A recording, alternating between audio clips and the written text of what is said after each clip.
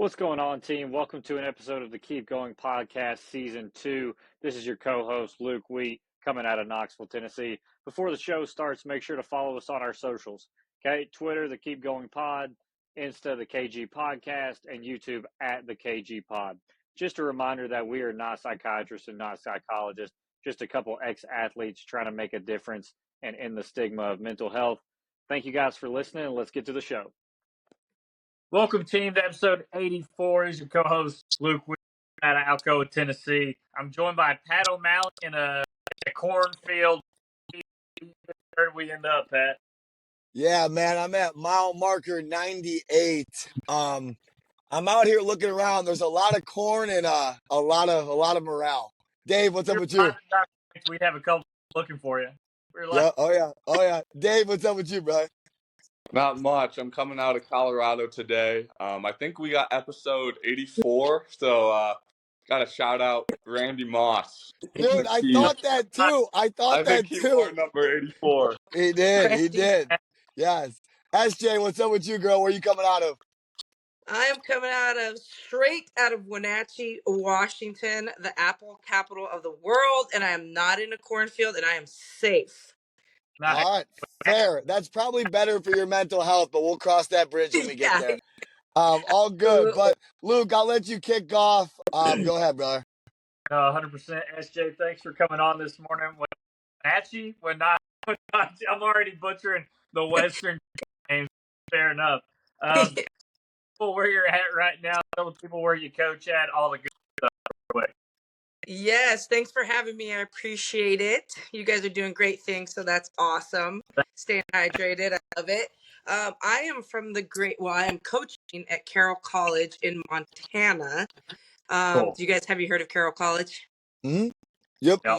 Yeah, that's right. Beautiful Helena, Montana, the capital, and it's an NAIA school, and we are just thriving out there. Love it. Amazing. Love it. And Right. SJ, I would tell you this, without kind of burying the lead, I have to shout out Erica Dick. Obviously, without Erica, I would never know SJ because I've never met SJ in person. So had to get that out of the way right away. We are a big pro softball podcast, obviously, if you listen to past episodes. So talk about softball. Talk about early on, Coach SJ. How did you get so connected to the game? Yeah, Eric is awesome, amazing, lover. I got connected. Actually, I was doing social work as an intern, and the lady that was my boss was like, "Hey, do you want to get into coaching?" And I'm like, "Heck yeah, let's do basketball. Let's go. I love basketball. It's exciting." And she's like, "No, softball." And I'm like, "That's so slow. Like, what?" And I went to a practice, and the rest was history. I started off as like a volunteer, and here I am doing it for a profession. So it's wild the way life works out. I love that. Go ahead, Dave. Yeah, I'm going to start off with a question here. We're on a mental health podcast here. What does mental health mean to you? And yeah, I'm just going to start it there. What does mental health mean to you? Yeah, for sure. Without like going too much in detail on her story, my family's kind of dealt with that with my younger sister. And I knew like my younger sister shouldn't be here. So I'll say that. So knowing that, it's just a huge inspiration for me to connect with the people that I work with on a day-to-day basis. And that's not just my athletes, that's everybody around me. It's important. It's huge. And when you almost lose somebody that you love who's so close to you, you want to make sure that you're in the trenches per se with the people that you're with on a day-to-day so that won't happen. So it's very big in my program, and and I'm really well spoken about it, and we talk about it a lot, like like in the stigma, right? That's so huge. Yeah, we touch on it. Yeah, go ahead, Luke. Yeah, that's sometimes all you have to do is start that conversation with your athlete in front of their mind. Like, it doesn't have to be a thing that that weighs super heavy on you, right? Yeah. You just have to put it out there, know the enemy that you're battling, right? Just so that you know A positive is a choice, all these different things. Sure, Pat, go ahead. No, I completely agree. And I think I love that question from Dave. We were talking about it earlier this week. Dave is the closest to college athletics. Like me and Luke have been out of this for a couple of years now, and not going to disclose our age by any means. But Dave was the closest to being a student athlete when it comes to Yeah. years. And I always talk about it with our coaches that come on. What are you doing specifically with your athletes to check in on that? Remix. Yeah. Hopefully you can hear me. So so I actually got a thing from Miles Community College. Their head baseball coach at the time did a thing called a BOAC, and I really liked it. It's called a bit of a chat. And so we do that's always welcome. My girls know the office is open if they need it. I also do mental health days. Like obviously it's not the day before a game, but if you need to take a day, then you come to me. There's no questions asked. And that's been so huge. Another thing that our school did, which I am so proud of them, is we had Tyler Helinski's parents come out. So, yes, they came out and spoke, and it was just like so moving to see. And that opened up a lot of conversations, and that's huge too. So, Yeah. Yeah, SJ, and I'll kick it over to Luke. We actually work directly with Helinski's Hope. They oh, actually came to Benedictine where my brother coaches. So yeah, we tagged them in all of our posts. They've done an amazing job. Like, I don't know, we're kind of new in the space still.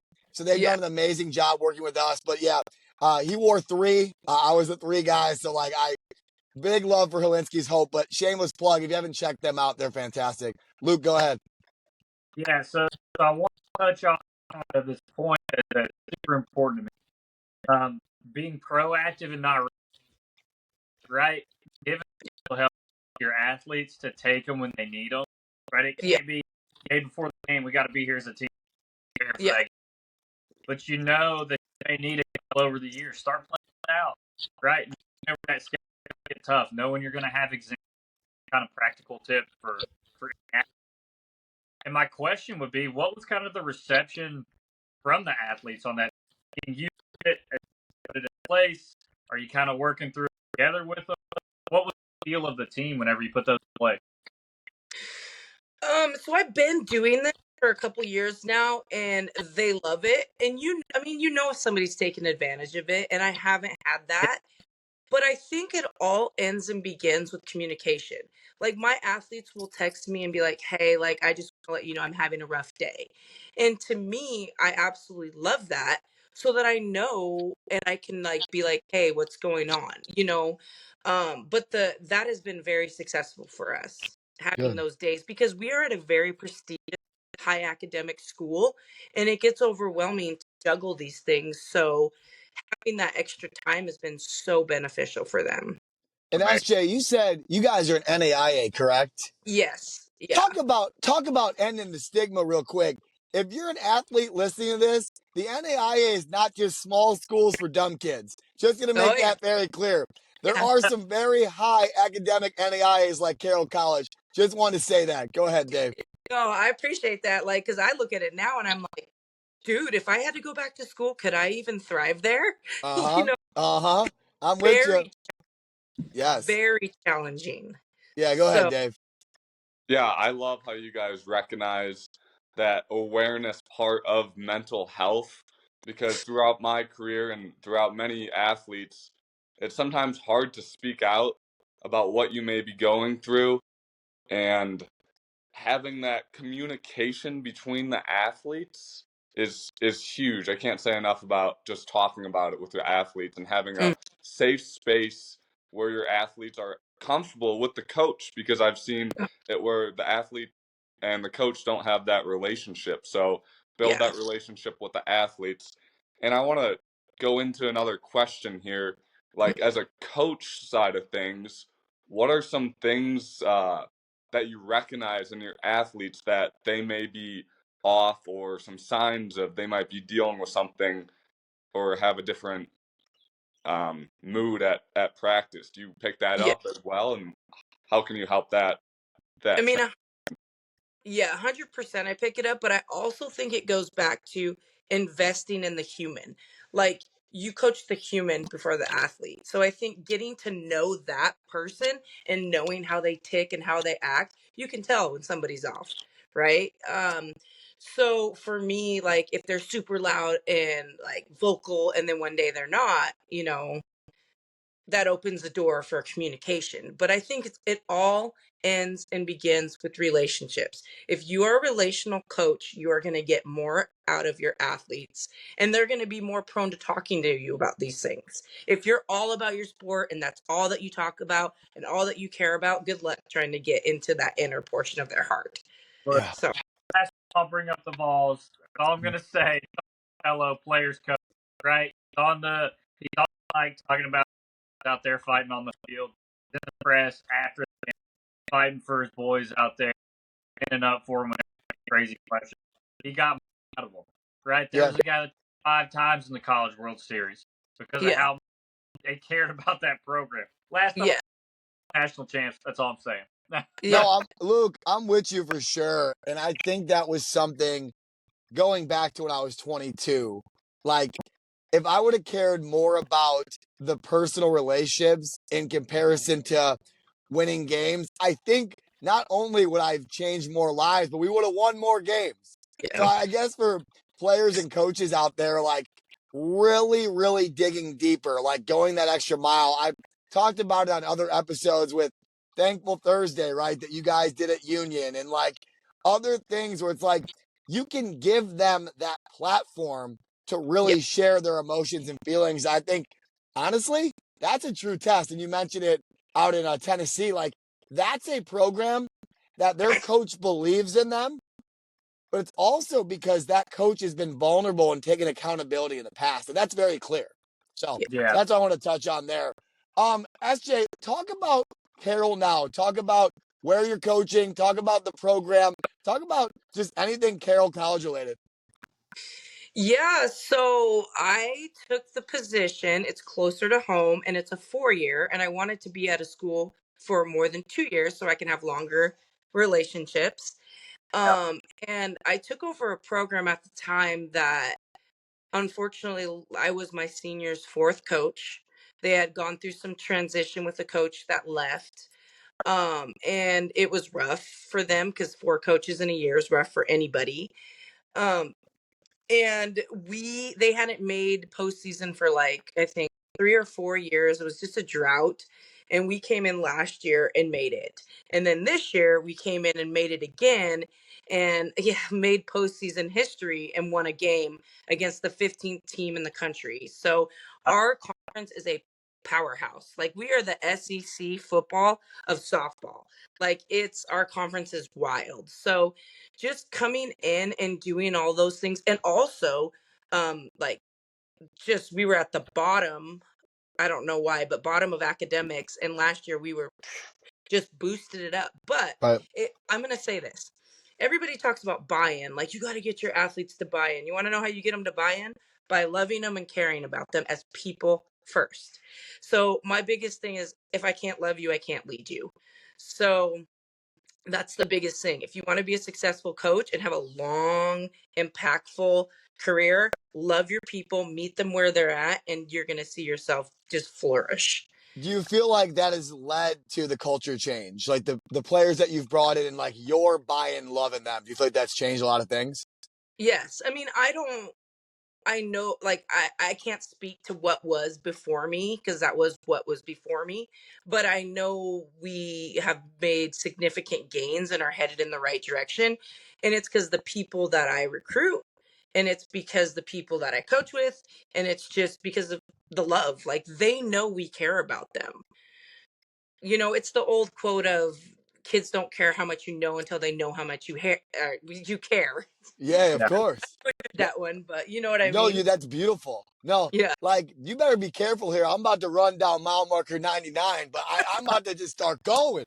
Like this is the kind of stuff that like why people ask me why I Yeah. don't drink coffee. This is why. Because like SJ, Podcast. that fires me up like to my core because like Yeah. I don't know. We have a lot of players and coaches that listen to this and like they don't. Luke, I didn't understand this 5 years ago. No, No, absolutely not. And yeah, no, whenever coach, and I was like, yeah, you just do it because it's what you do. You do it Yeah. because it's Yeah. Yeah. you're playing hard because you play, and that's Yeah. not. I luckily had coaches that did care about me as a person, and I think Yeah. that's why I played hard, but didn't really realize why until after. So sometimes it may not even be that they realized it in the moment, but looking Yeah. back now, that I realized that my coaches were like that back in the day. Sure. Yeah. Have No, have I you agree. have you guys heard of three-dimensional coaching? No. I don't think so. No. No. So my dad got me onto it, and it's changed my perspective. Okay. There's three coaching, right? Number one is what everybody can do. That if you're a good coach, you got the X's, the O's, you can teach the game. And then number two is like you're gonna tap into the mental side, the like why they do what they do, how they are. And then number three, which is you could probably tell my favorite, is the heart, like coaching the heart behind the jersey. If you want to be a great coach, put them all in one, because there's a lot of coaches that just focus on the win, win, win, win, win. And that's great. We do this because we want to be successful, but you're missing the underlying great purpose, and that's to change lives. And the only way you could do it is by loving people. No, So, and I'm loving every layer of this. I have to ask you though, because you've been very, and I'm not surprised, like you haven't been egotistical at all about your coaching styles. Talk about when you're having a tough mental health day, when you're struggling, because we've all been there as players and coaches when we're working 70, 80-hour weeks. What do you Mhm. do when you're struggling? Because you want to show your athletes, but you don't want to kind of admit defeat, if that makes sense. So talk about that. Yeah, no. And that's always been tough for me because I wear my emotions and my heart on my sleeve. That's just who I am. I think one of the biggest things for me is I have a really big faith foundation. Like I love the Lord, and that obviously helps me. And then obviously my family and my support staff. You have to have those things, especially in this profession, like you said, where it's a grind.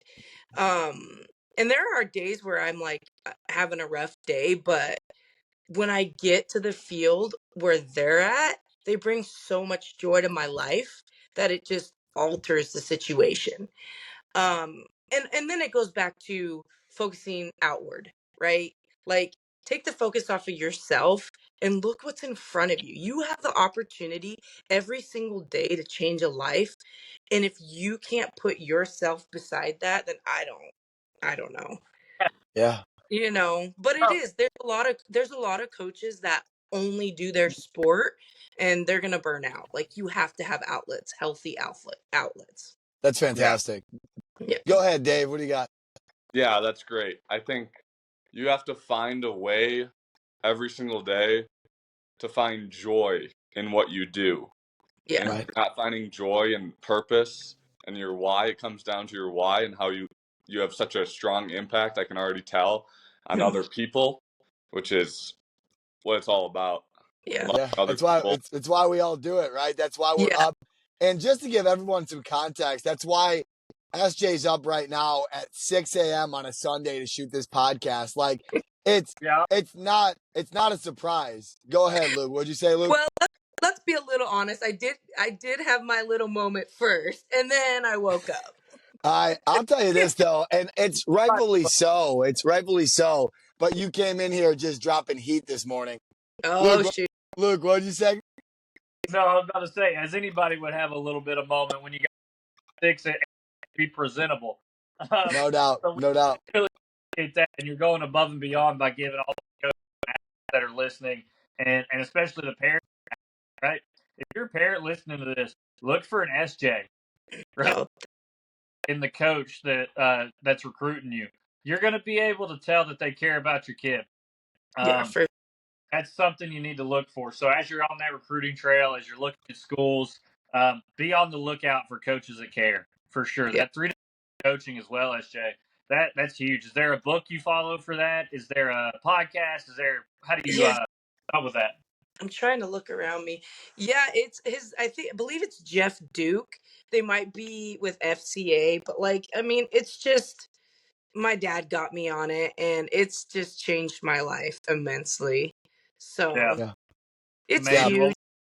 Well, learning on here, and it's amazing when the guests can come on here turn us on to a new thing that we haven't heard of. So that's awesome. We appreciate that. Yeah, Yeah, FCA is big. FCA is big, and I don't know. You being a man of faith myself, like your faith screams at me. Like it's very clear. And it's not like in a Bible thumping way. Like it's yeah. very clear that you Mhm. care about people, and it's shown every day in your daily life. So, all Well, right, thank. no problem. I'm not dancing around anything anymore. Let's go to the keep going moment. That's why we have the podcast. Talk about your keep going moment. Like what keeps me going? Literally anything. We've had people answer with multiple. What was a moment that could have broke you and you got through it? Oh man, that's a when I thought I would never coach again. Like, because this is my calling. I believe the Lord has placed this in my life as a calling, and I thought I wouldn't be coaching again. And I was a foster care case manager, and I was sitting at the desk and just looking at the computer screen, watching the teams that I previously coached be very successful. And Yeah. just sitting there being like, when do I get to do this again? And it was the day that I looked online and Miles Community College opened up, and I'm like, what the heck is this?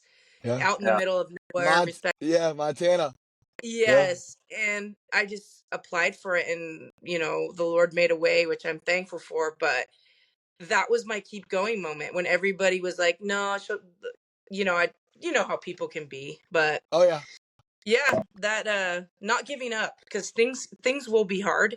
This is life and things will be challenging, but man, to be over the mountain and to look up it and realize like you did that with the help of others, and obviously for me the Lord. So But you can tell in your life you're called to help people.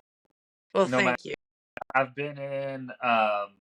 I've been in those meetings as an interpreter in the foster care kind of situations, and the public school situations where you got to interpret for kids that don't speak the best English coming over here, and those are some tough situations to Yeah. work. I Yeah. know if you can handle those kind of situations, you can handle any situation coaching, right? Yeah, no, you're right. And Heavy. that was the thing. Talk You know, about that on your kind of coach.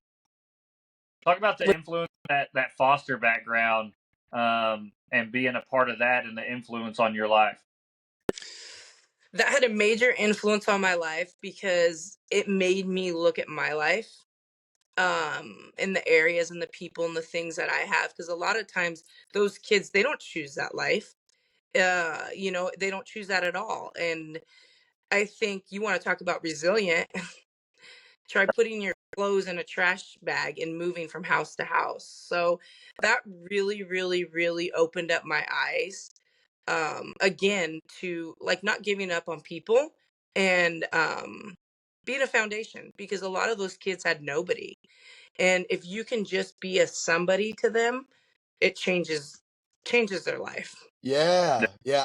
I put it in one of my chats. It could have been AP's. It could have been another one this week. It's like, I don't know. Everybody deserves a hero. Yeah. And you can be somebody's hero. You might be doing the smallest thing. And I've already brought it up on this episode. When David Mitchell called me that day, I was running in the city. I was running in Wrigleyville, and he called me for that Thankful Thursday. It changed my entire life. Yeah. Um, Luke has been there consistently for the last 2-3 years.